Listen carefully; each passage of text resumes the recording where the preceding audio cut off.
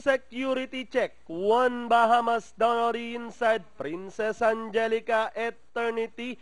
Ako ang boss.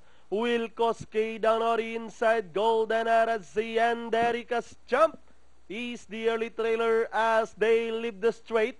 And now rounding at a 3/4 mile distance.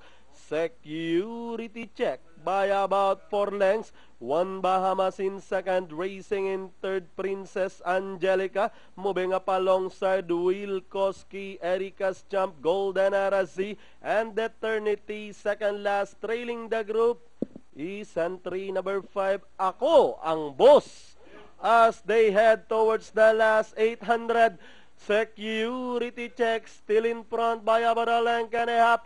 1 Bahamas getting closer in second. Then here comes Princess Angelica and Wilkoski now arriving at the scene as they rounded the last 600. Now we have 1 Bahamas now takes the lead. Wilkoski moving up on the outside. Princess Angelica opted to run down on the inside as the action turns for home. Wilkoski, 1 Bahamas in between runners. Princess Angelica down on the inside. And come Princess Angelica now takes the lead. Wilkoski on the outside. 1 Bahamas, ako ang boss coming from behind with the last 150 more to run. It's Princess Angelica, Wilkoski, Golden Arazi on the outside.